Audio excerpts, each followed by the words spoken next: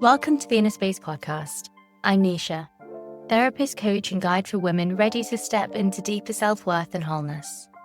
This is the space where we unravel identity, healing, and relationships with raw, grounded conversations that go beneath the surface. Together, we'll explore the roots of your anxiety, depression, trauma, self-worth, and relationship patterns, and uncover the truths that help you reconnect with yourself, trust your voice, and find the freedom to live fully. Today, we're diving into a conversation that sits at the heart of so many of our struggles, but stays unspoken. And the topic today is self-worth. By self-worth, and I want to define this, is that it doesn't just mean confidence or self-esteem, but self-worth is it's the deeper inner knowing that you're enough, just as you are. It's without having to earn it through achievement, through sacrifice, or perfection. But for so many of us, especially South Asian women, this sense of worth does not come naturally. It's shaped long before we're even aware of it, and that's where generational trauma comes in.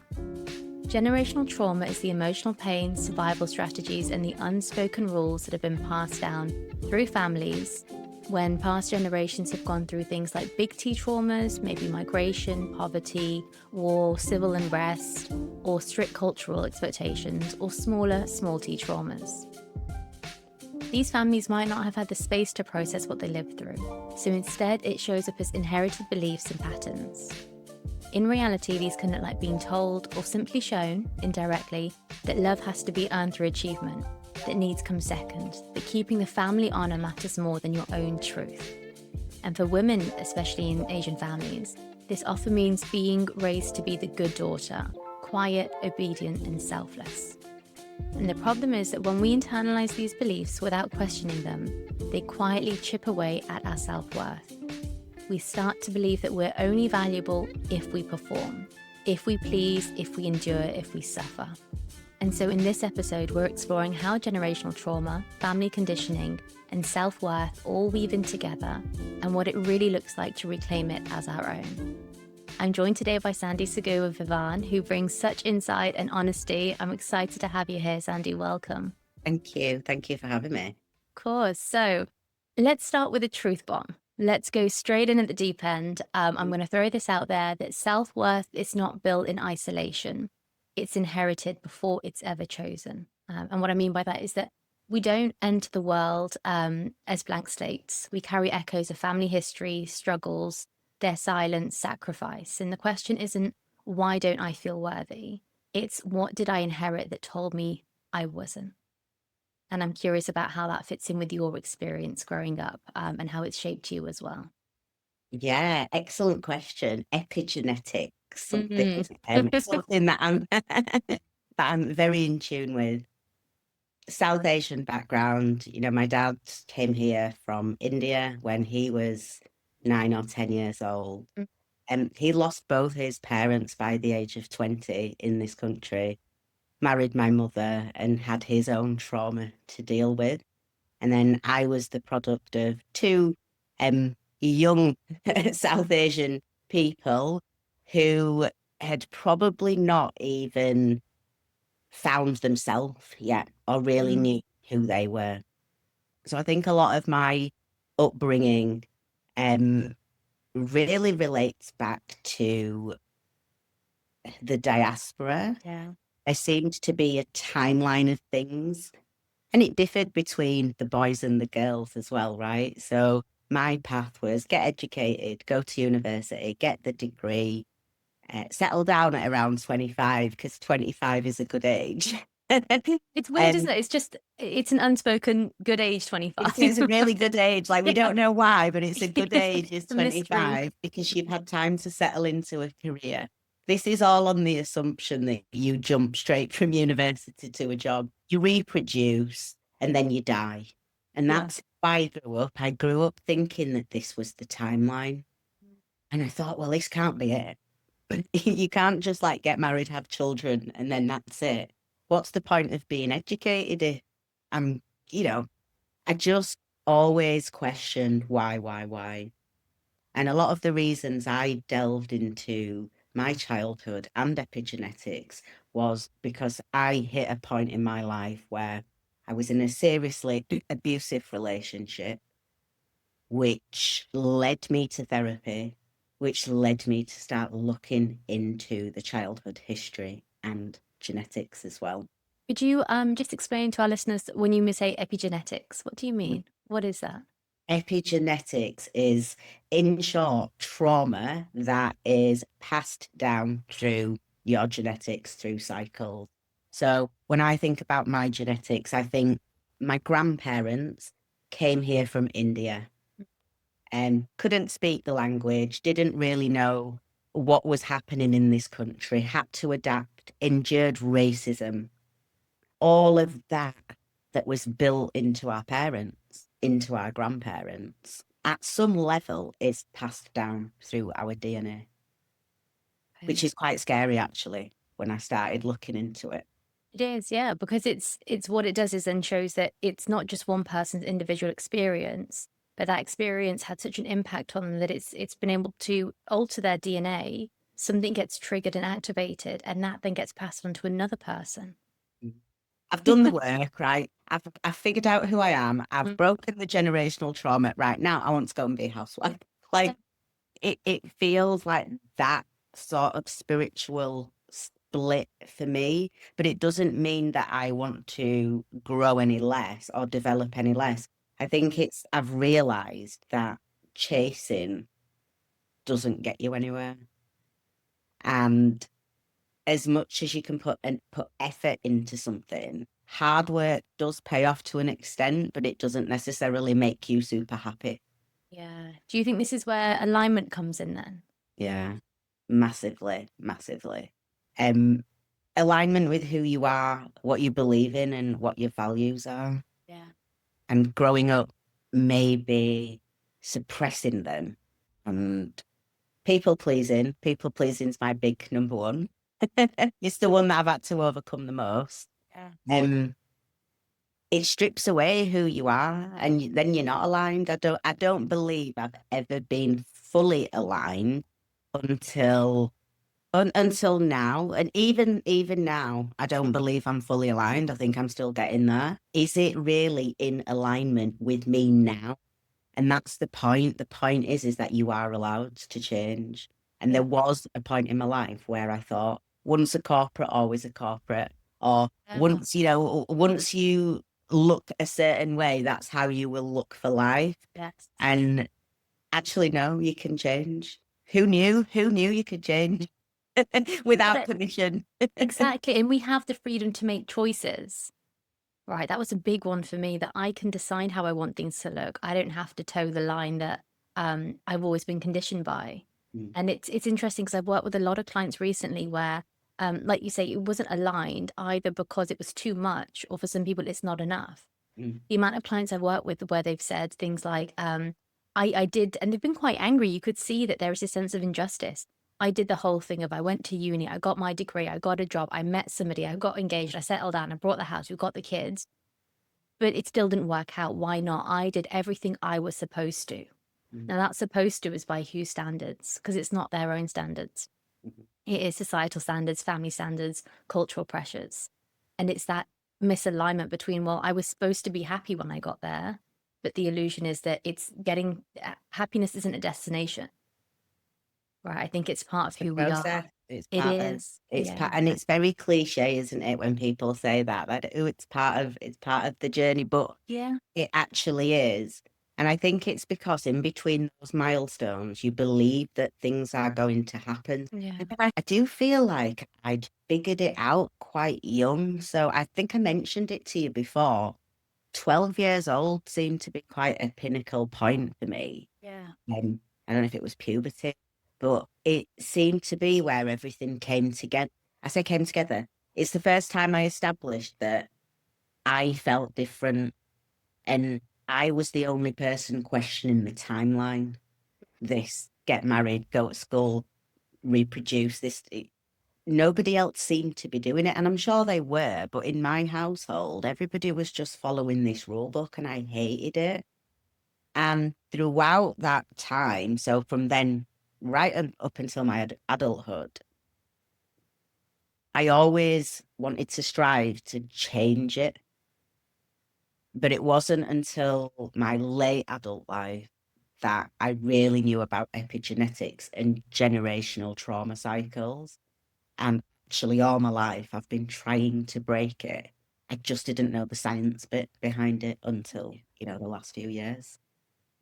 So, what patterns or unspoken rules did you inherit from your family that shape how you saw yourself? And I guess for a lot of the listeners, they're going to be curious as to how you changed that. What are the things that you did? Because it looks different for everybody, but I'm curious about your experience as well. Hmm. I felt a lot of shame growing up because I didn't feel like conventionally pretty or like I was really seen, heard, understood. But I didn't feel like I had any of those values. So it was hard to express any of them because the validation was not really there as a child. And I guess as a child, you do need that reassurance or that validation.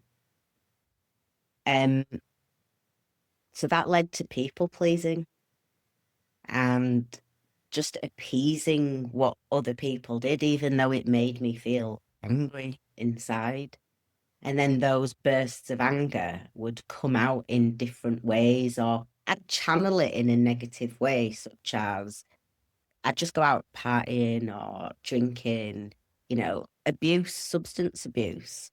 And then that became normal. It just became like a normal thing to do that, okay, so at home, I can be like this. But then when I leave home, I can just be this other person. But that does get really, really exhausting. And there comes a point where you'll snap. And then the people at home will be like, who is this person? And it's the person you've always been. It's just you've never really been able to unleash it fully. Yeah, yeah. Mm. So I'm curious in your view then how things like epigenetics and generational trauma, how does that impact on you on a person's worth, on a woman's worth? Mm. And I know that's it looks like I say, it's very broad, it's very different for everybody, but what It are some is. of the, in I your look opinion, at my common own threads? family. I look at my own family. So Mm, if I look at my nans and my mum's mum, because my dad's parents, I never met them. In fact, let's start there. I never met my dad's parents. So I actually never met my grandparents. They passed before I was born. So I think that in itself has an impact because I never really knew who they were. I just heard a few stories about them. My granddad was the life and soul of the party. He could speak 5 languages. I was always really intrigued by that because I love learning languages as well. Um, my gran was very small, and I'm very small and petite. mm, So that it's the grief of never knowing them. I feel like I'm carrying that right. from my mum's side. My grandma came here when she was 19. She was in a house, bringing up 6 families because everybody lived in the same house, didn't they? And she she wasn't treated very well by her mother-in-law. And her mother-in-law used to say certain things to her. And I Mm, used to hear about these things. So growing up, she'd tell stories, my mum would tell stories. And I just had this deep anger for the mother-in-law. I just had this deep anger, like, how dare she treat my grandma like that? Like, how dare she? And just from speaking to her, even now, I know that she missed out on so many things. mm, She used to say to me, I asked my mother-in-law if I could have driving lessons, and she said, no, why do you need to drive for? mm. You're a girl, you don't need to do that. So she said, that is why I made sure your mum and all your masses took driving lessons. Yeah. So when you just take something small like that we probably take for granted. Like I was driving at 18. As soon as I could get a license, I'm like, beep, beep, Off. Yeah, I'm up. definitely. Yeah. Like, it wasn't even questioned. Like you Yeah. didn't question it at all. Um, and that really upsets me. It really upsets me that she came here not knowing anybody. And shortly after, her mother passed away and her mother was in India. And you can see and feel the pain of the things that she wasn't able to do. But then when you look at photographs of her, she's stunning. And, women in the 40s and 50s, like the hairstyles, like she really used to dress the part and look the part. And because she came from quite a wealthy family and married into maybe a not so wealthy family, she had to adapt a lot. So I think because she came from someone who they had people in the house cleaning and cooking for them, but then she became that person. And I think I learned from her that I wanted to do it of my own free will, not because I was deemed as a bit of a servant. Because when I looked at her, I felt like that's what she was. She was a servant to 6 families in the house. It upsets me to this day. Like I get quite emotional because I spent a lot of time with her as a child. I lived with her for a couple of years. So we are super close. Which then subsequently made her quite emotionless. So she does show it with me, but not to many people. So that definitely influenced a lot of why I wanted to change, because then I saw it in my mum. But I saw different things in my mum. Just it started with the grandparents, definitely. Yeah, yeah. And like you say, with your grandparents that passed on your father's side, it's difficult. I mean, I'm very lucky that I grew up with both sets of grandparents. And so for me, I can't imagine what it would be like to not know them. Yeah. But I wonder if you also had that sense of curiosity as well. Well, what were they like, and wherever these traits come from? Because it's true what they say. I think certain wonderful traits skip a generation. We don't see them in our parents, but we see them in our grandparents, especially if we, like with your mums, when you get to spend time with them. It's little things, isn't it? Yeah. And my grandma passed, God bless her, and she passed. She used to always wear cardigans, and she'd have tissues in the cardigan pockets, right? And you'd ask her for something, and she said, "It's in my cardigan," and you'd go and put your hand in there, and you'd have a bunch of like tissues, and you're like, "Oh, that's gross." And then I noticed after she passed, I started finding tissues in my pockets, right? And we carried the energy of these things. Or my brother he did something, and it was really, and I was like, "Oh my gosh, that's grandma right there." Or something about a pound coin. Every time we'd go Tesco shopping together, she'd always let you keep the pound coin off the trolley. And I find myself doing that with my cousins. I'm like, go and put that like keep it, it's fine, in that same manner that she would, right? There's such a beauty in being able to carry that energy, their beliefs, the positive things as well that we see from them. Mm. Definitely. I see a lot of me in her. Like my stubbornness definitely comes from my Yeah. nan. Like she is the most stubborn woman ever. And I can just see where I get it from. I mean, I don't know if that came from the other side. But I do see a lot of the traits. I think that's definitely shaped a lot of my life. I did feel very curious about my dad's side of the family because nobody has any answers. Yeah. Even questioning how they passed, definitely with my grandma, um, just such a mixed bag of answers. It does make you question your identity. And I think my dad's only just realized how important it is to me because I actually want to go back and I want to fully renovate the house. And you never would have heard me say that before. But part of breaking this cycle, I might have deviated a bit actually, but part of breaking this cycle, I feel like I need to go and do that because in order to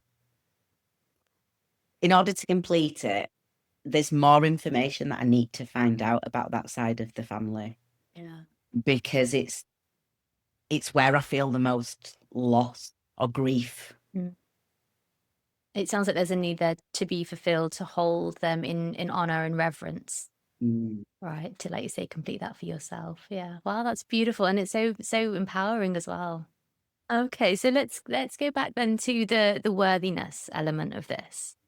What were the things maybe you saw from your grandmother, from your mum, even as a young girl in the family, that impacted your self-worth and not feeling worthy, not feeling good enough? Probably seeing the relationship between my parents because whilst they were married, they ran a business together. had two children together, I didn't see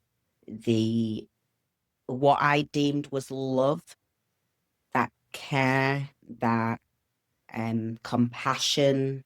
Yeah. And because it was like, as Punjabi people, we're quite loud anyway. We like to be quite vocal. Um, but a lot of that loudness was anger. Um, so it made me not want to speak up because you don't want to be caught up in um that rigmarole, in that fire. I think the other one though, I'm sorry, I'm tiptoeing. I think the main one is that I just felt really ugly as a child. I didn't feel like I was good at anything because I didn't have that reassurance or validation. And I really saw it from my dad. Like I really wanted it from my dad. And I didn't get it, you know? So some might say it's daddy issues, but to be honest, it's just parent issues. I had a mixed bag amongst the two of them. But certainly with my dad, um, he would say a few things that would be in jest, quite jokey, but you don't really say them to children. And they stuck. You know, I wasn't the skinniest child. I was quite overweight. I wore glasses. I had braces. Like I just felt like the token ugly child. And then on top of that, I was brown. Like what a collection of things to be in the 90s. It was so staying small was the best way to not draw attention to the fact that like I looked like I did.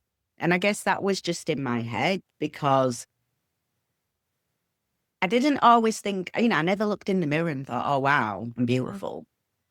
But nobody ever told me that either. Like, nobody ever said, like, you look good, you look beautiful. And then as I got older, I used to hear it a lot from my family, but externally. Um, but I never used to believe it. Just like, oh, this old thing, you know, and I'd negate the compliment. So it started in childhood because I didn't feel like I was existed. I really felt like if I wasn't there, it wouldn't really matter. No one would really notice because I was that quiet as well. Didn't talk. You know, like I just observed everything. Um, and then as I got older, when I started learning about me, it took a long time. Other people's conditioning, not just parental, what you saw on the TV, what it was like back then, how you should look, especially in Asian culture, right? She's too dark, she's too short. I mean, I was all of them. I'm too short to marry a tall guy. You know, I was every single negative on the Indian marriage checklist. Yeah. Too short, too mouthy, she's too educated. You can't win. You can't win in this world. You really can't. And it reminds me of a quote when you say that. The quote is, you know, be smart, but don't be so smart that you'd intimidate the intelligence of another man. Be attractive, but don't be so attractive that he feels insecure. Be this, but don't be too much. So put yourself on a scale where it's not enough for you, but it's just enough to make somebody else feel comfortable. Right. And what you said there as well about the conditioning. At home, no one told you that you were pretty or beautiful. So you believe that, and that's a great example of a conditioned belief. No one said it. When someone does say it, there's that level of cognitive dissonance. Therefore, it must not be true because it's not within your belief system.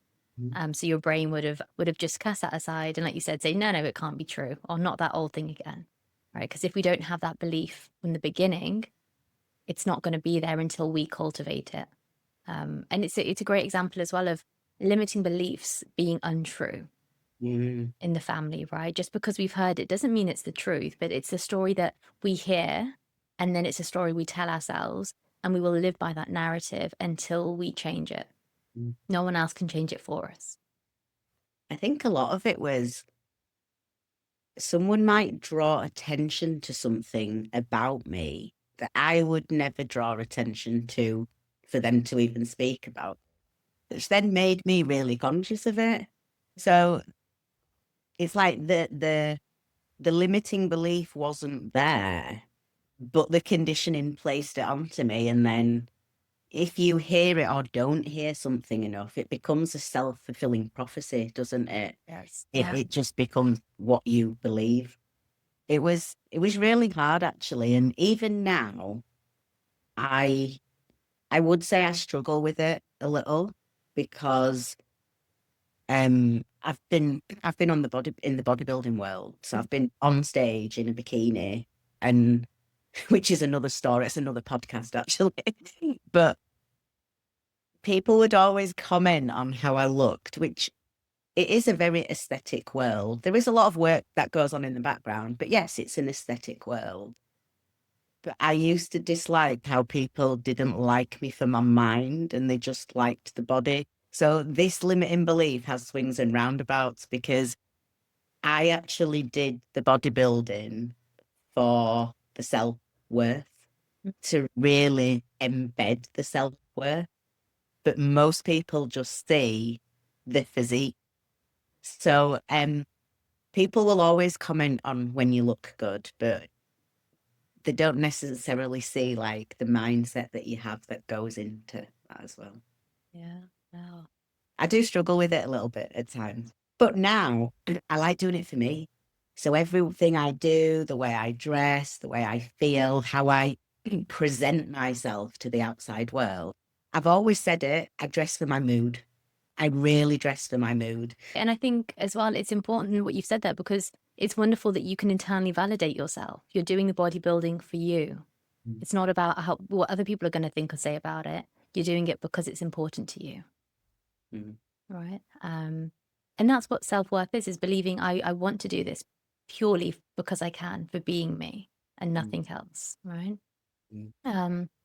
I suppose as well, there is, when we start to try and reclaim our self-worth, it can feel like an act of resistance.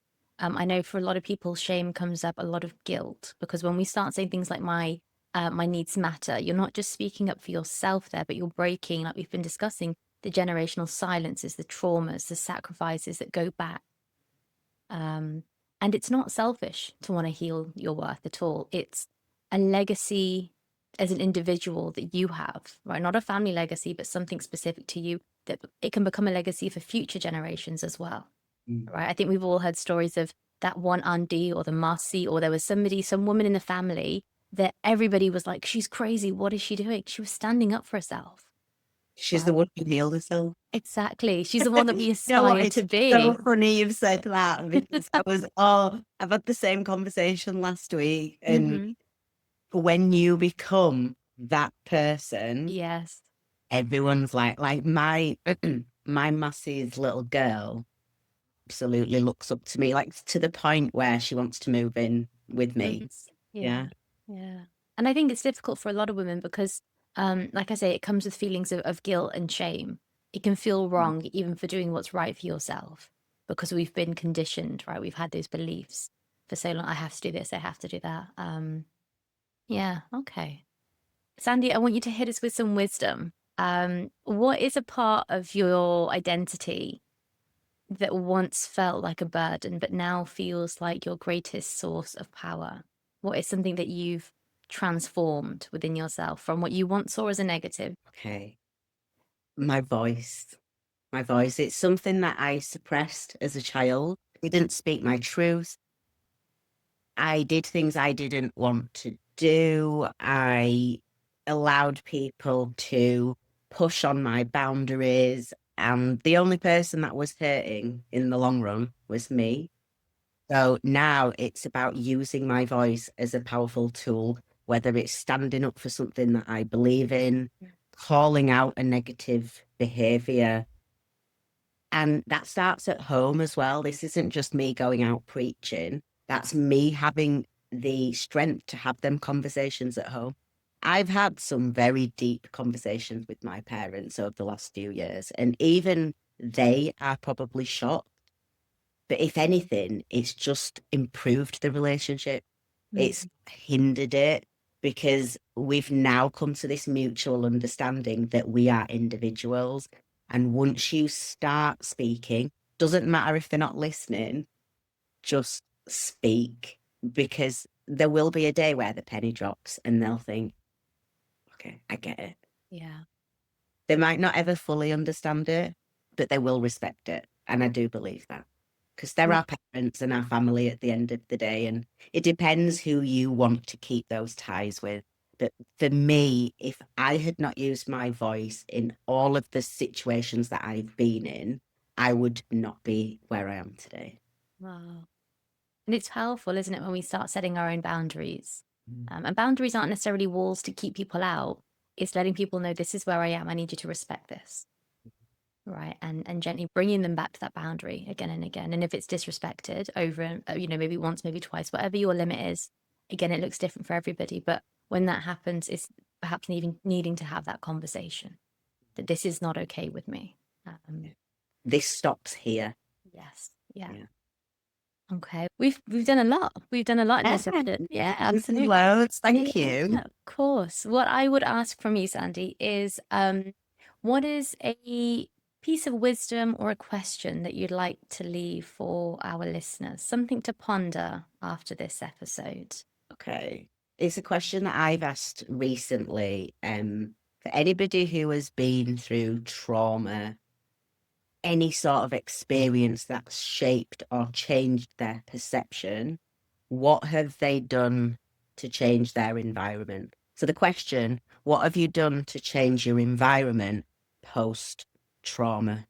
Because I think that's something really important. Did a post about it the other day, burnout. If you've experienced burnout, you can't go back to the same environment and expect things to just be the same. Yeah. So for me, part of my burnout was there was a lot of work and there was illness as well. There was a lot of the trauma, which led to PTSD. So unpicking all of that, I had to then change my environment. So my question is how have you changed your environment after the trauma? Excellent question. Because in order for change to happen, something has to change. Yeah. Otherwise, we I'm keep very ourselves big on looped. environment. Yeah. Amazing. Oh, wow. Thank you so much. Would you like to tell us a bit more about your 5 pillars and your program that you're launching? Yeah, sure. Yeah. So Vivan means full of life. And 6 years ago, I started the brand Vivan. It started with yoga because that was the time that I was at in my life. I'd become a yoga teacher. And that was the beginning of Sandy, is there anything you haven't done? Every time we talk, I learn so much more about you. So I had no idea you were a yoga teacher. This is the challenge. This is part of the challenge because Yes. I've done so many things. That is the brand. I have done a lot of things, and most people within our community don't do a great deal. If I'm going to be really honest, they don't do very much with their life. I hated the timeline of go to school, go to uni, get married, have a child and die. That's all I ever thought that life was like based on our culture. So I have made it my dream or my dying wish to never just be average. So when you say I've done a lot of things, I have. I don't even know how I've got into all of them, but I make a decision and I just do it. Because if I don't, I look at sometimes my own family and think I don't want to be like that. I don't want to live like that. And that's my motivation. Yeah. What I'll do is I'll go through my pillars. Yeah. But I'll go through my pillars. But it did start at yoga. So my brand is called Vivan. It means full of life. These are the pillars that I believe if you delve into each of them, you will feel more aligned to your own identity. And the first pillar is voice. So I've already mentioned it. It's finding and claiming your voice after trauma, abuse, or fear. And abuse was very much the driver for me, domestic abuse, which then led me to therapy, which decoded the trauma, which helped me to unleash my voice. So as part of the Vivan framework, voice is number one. Until you reclaim that, it's very difficult to, it's very difficult for anything else to move forward, I believe. After that, insight. So that's awareness of your patterns and your behaviors and your internal narrative. So am I a people pleaser?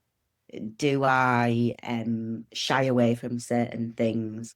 And I use things like journaling, voice note journaling a lot, and a lot of my therapy insights as well. So that came a lot into my identity and why I am like I am. And then there was vision. So vision is, where am I going? What's the plan?